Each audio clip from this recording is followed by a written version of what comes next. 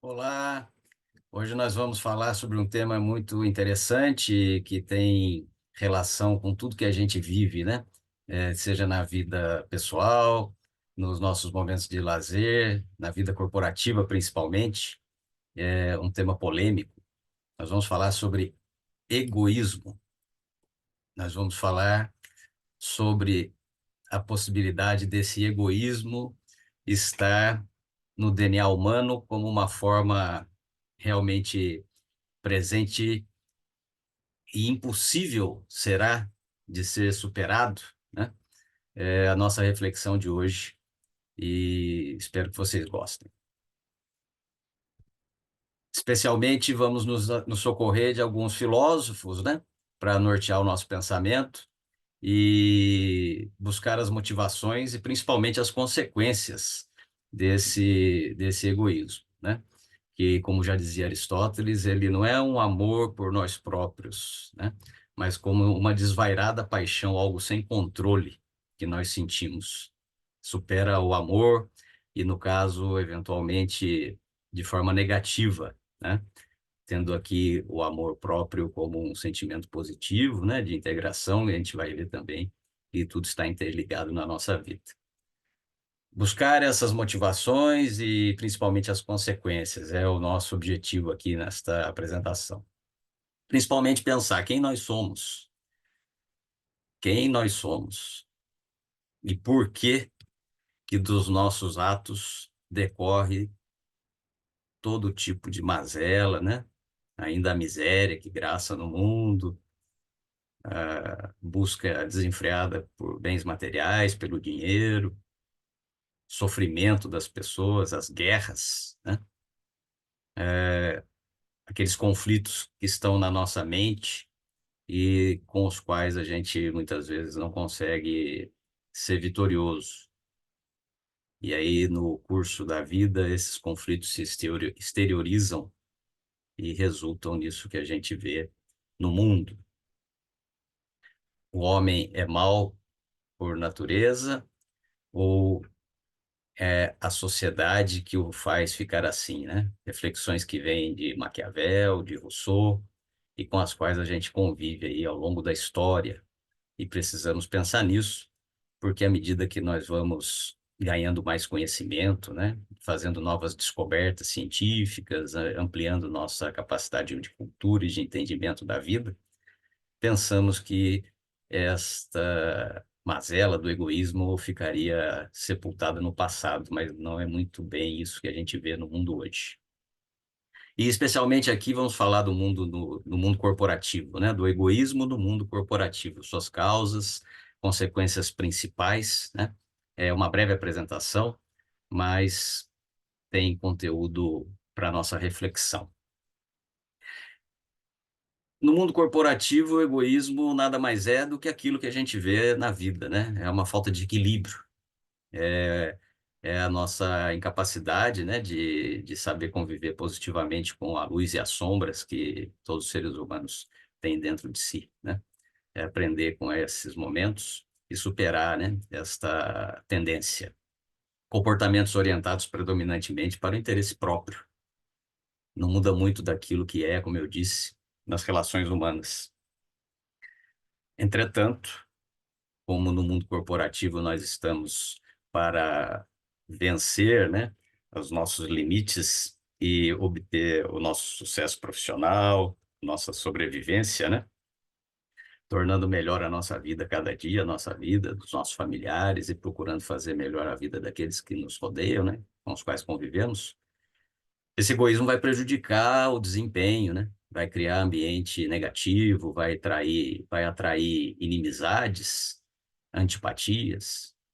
E no mundo do trabalho, as teorias que trabalham sobre esse comportamento humano, né? Que investigam esse comportamento humano, identificam que muitas vezes a própria organização, né? A organização da empresa, as estruturas de poder que estão estabelecidas ali, eventualmente a transmissão de conhecimento quanto ao próprio trabalho que vai se fazer, os objetivos que querem ser alcançados, causam esse egoísmo como uma forma até de proteção, né, da pessoa, uma segurança psicológica, né, que vai justificar para ela aquele pensamento de ver o lado dela primeiro, antes do que o lado do coletivo. É necessário pensar que nós devemos criar uma cultura organizacional que leve as pessoas a ter a consciência do trabalho em grupo, né? E do benefício que ele vai ser se realizado dessa forma. Causas principais aqui de forma resumida, né? A própria arquitetura dos incentivos naquele formato da agência, do trabalho, né? Da empresa, o objetivo por lucros, ganhos, né? Se coloca acima dos valores.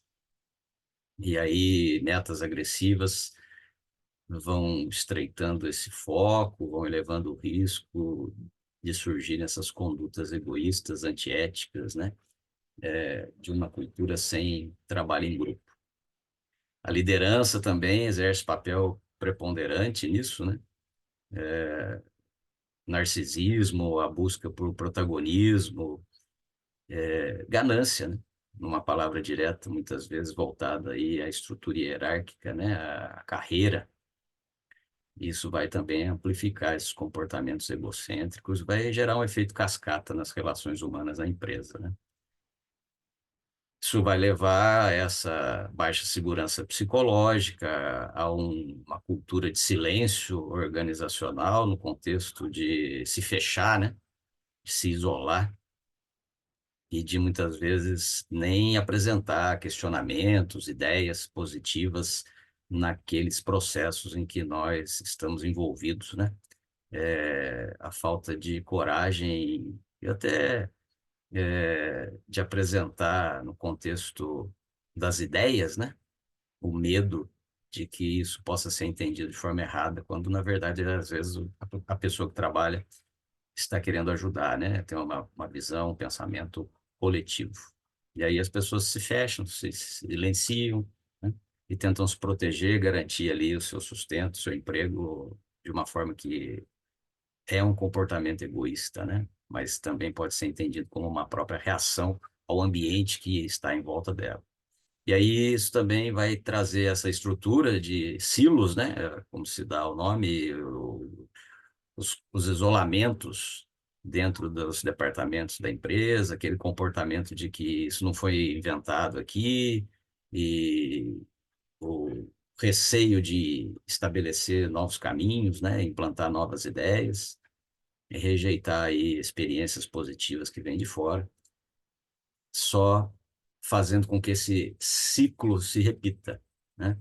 E mantenha esta ideia de egoísmo dentro do contexto da empresa e do mundo corporativo.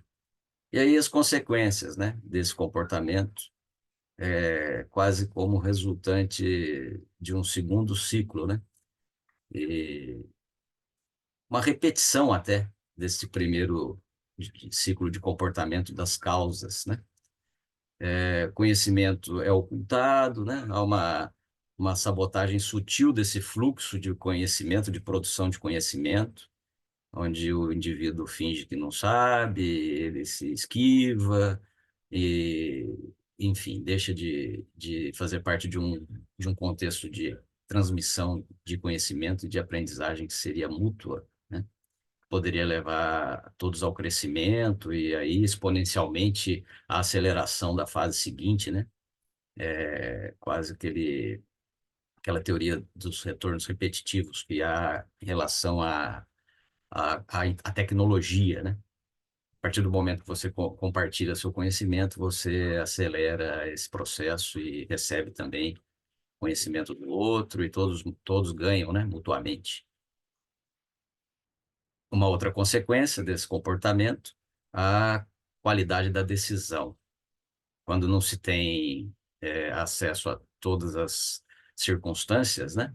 Todos os problemas e todos os impactos do que está causando esse ambiente, você tem uma baixa qualidade de decisão, porque você não tem as informações suficientes para enfrentar os problemas, né?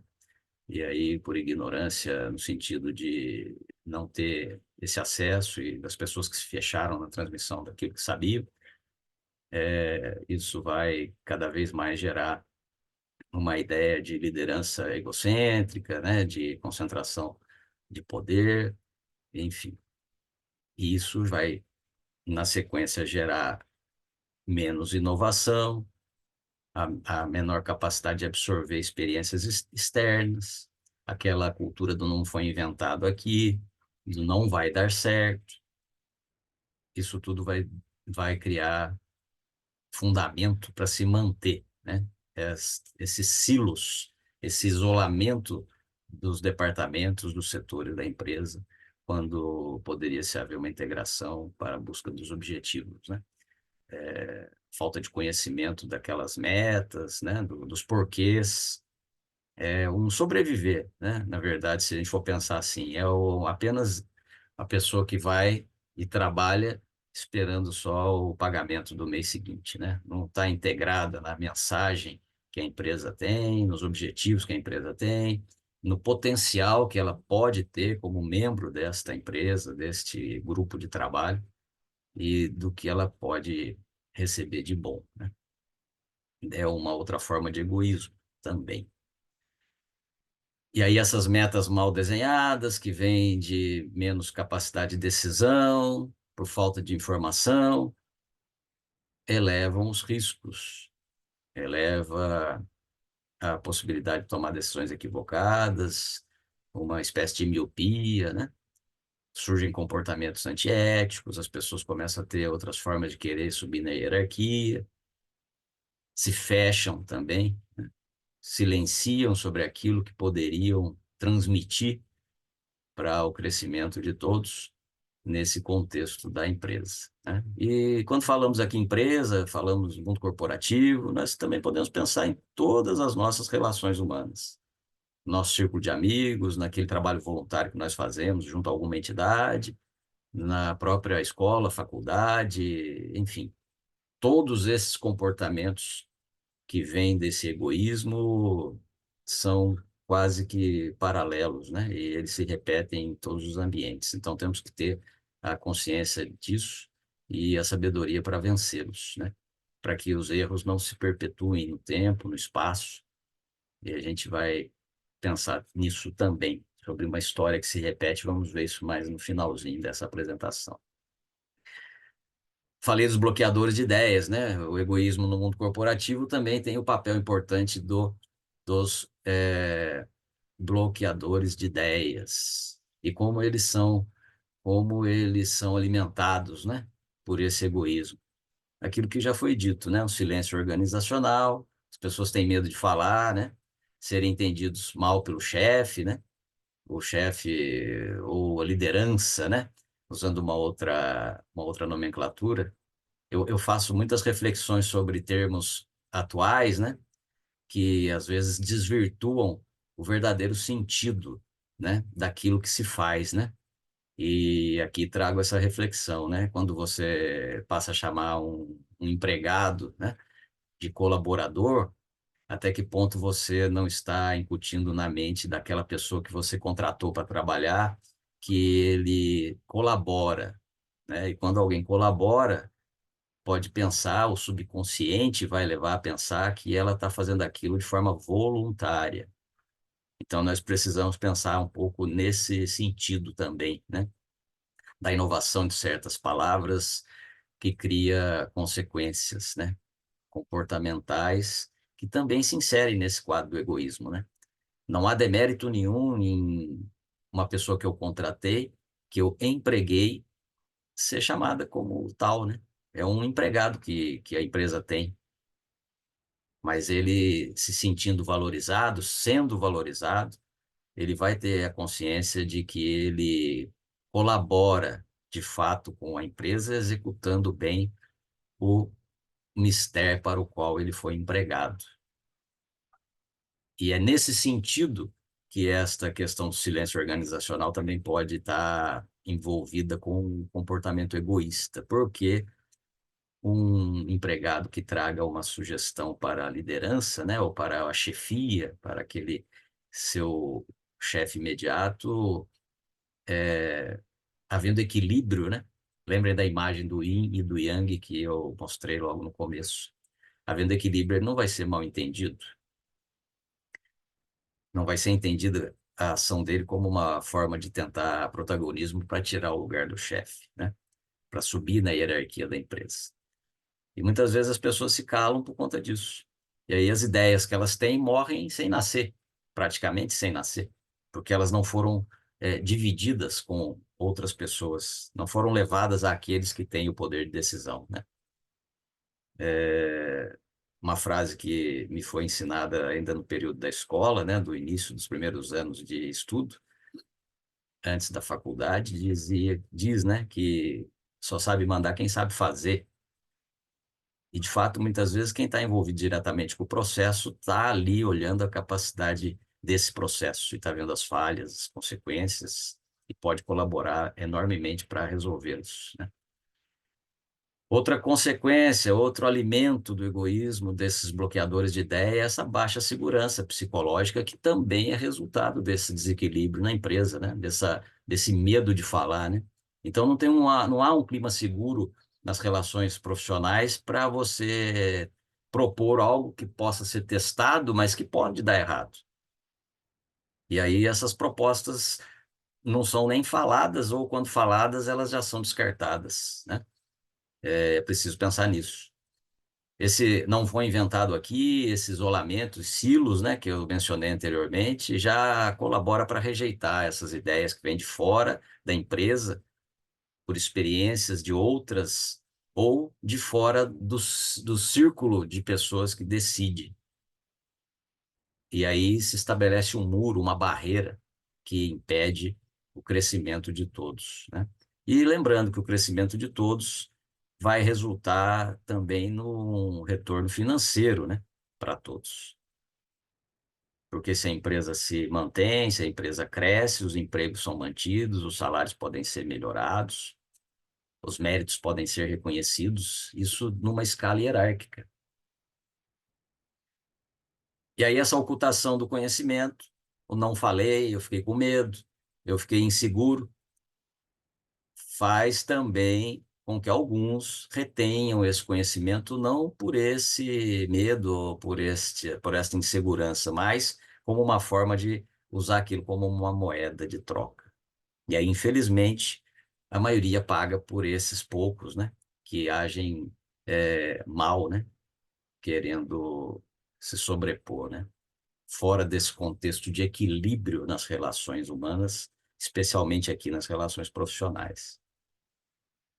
Rotinas defensivas surgem como consequência de todo esse quadro, os mecanismos culturais para evitar o constrangimento, mas também para evitar essa aprendizagem, pois os questionamentos são vistos como ameaça, né? Então, nós estamos também aqui falando do egoísmo das lideranças, não só do egoísmo daqueles que trabalham, né? Os mais abaixo nessa escala hierárquica, né?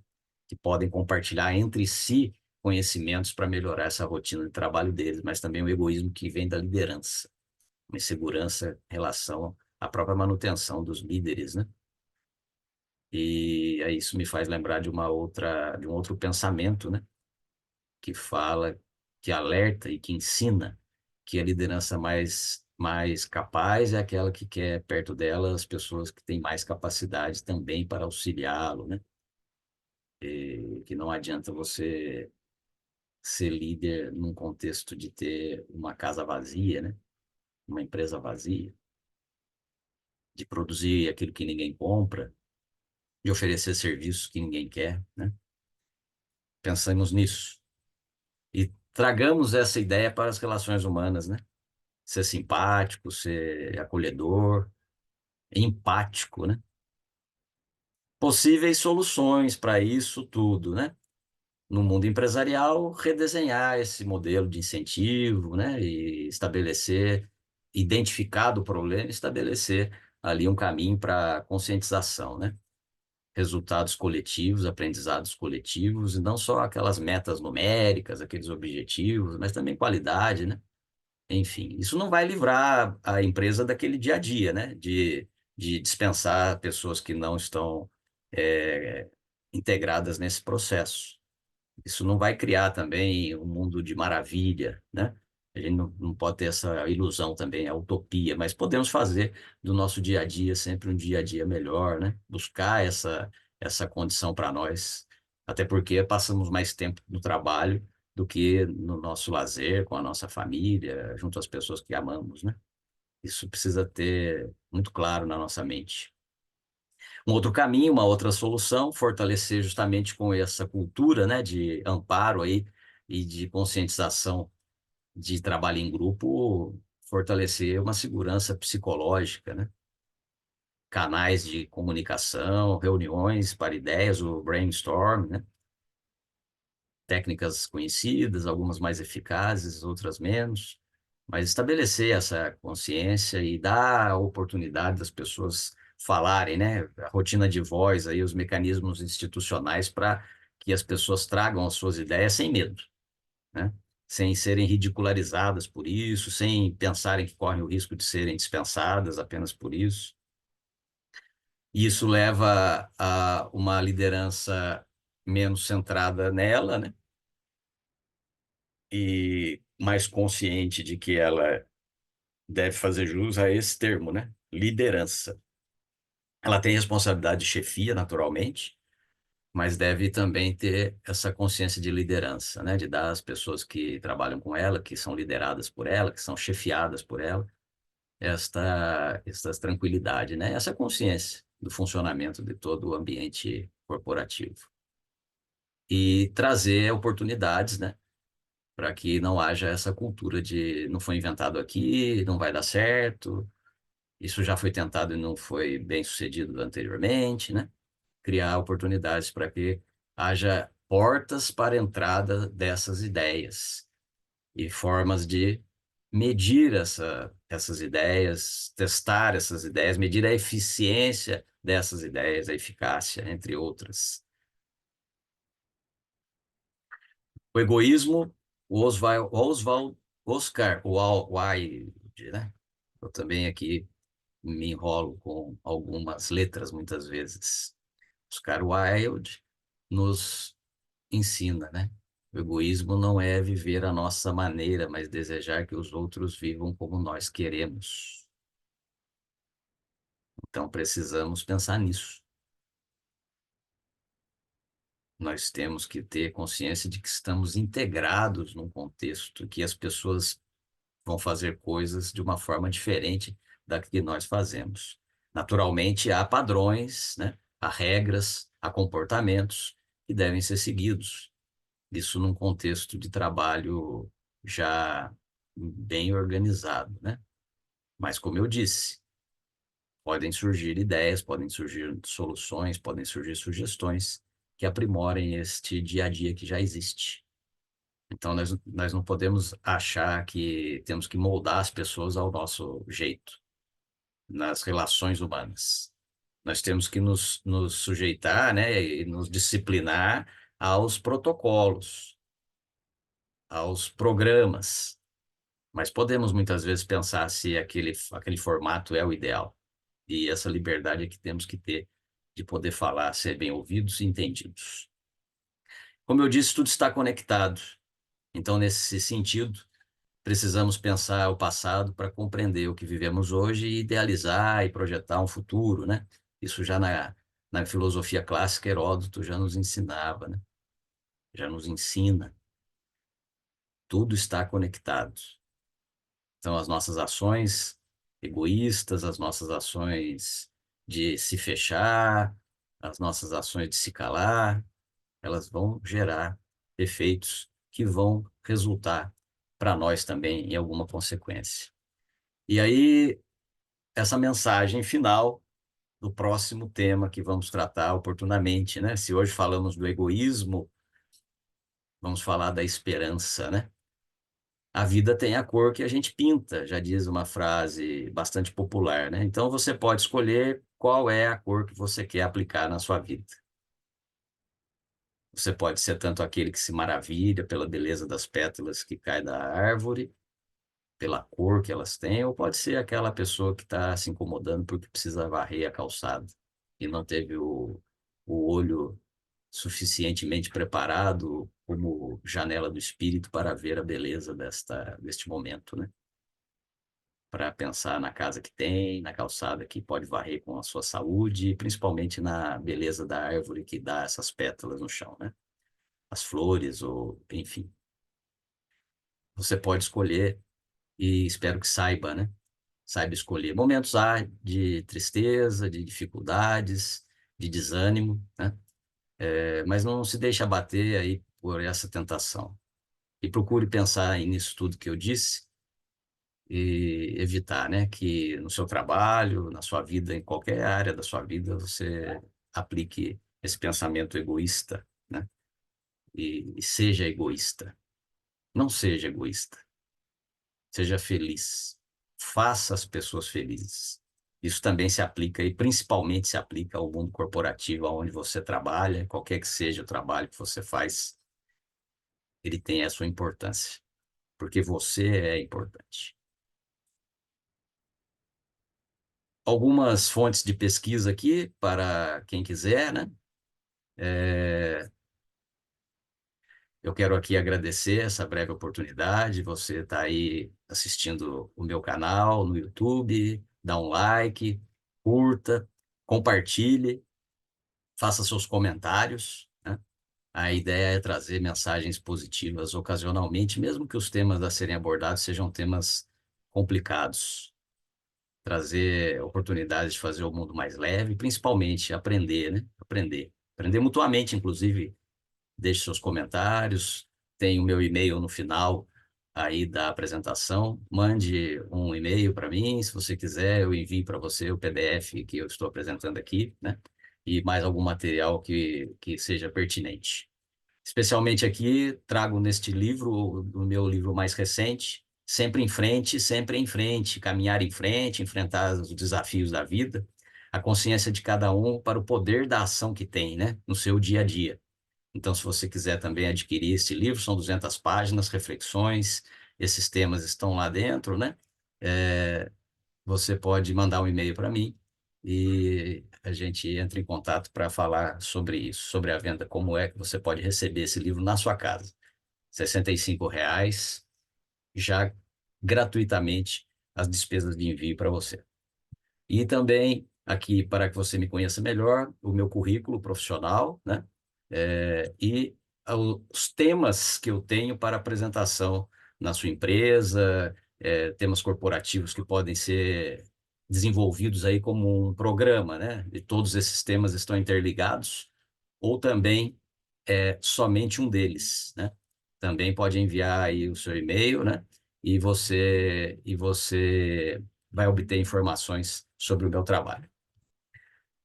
E aí, os meus contatos, finalmente, para você me seguir na rede social e você pode entrar em contato comigo, como eu disse, por qualquer mecanismo desses, tá?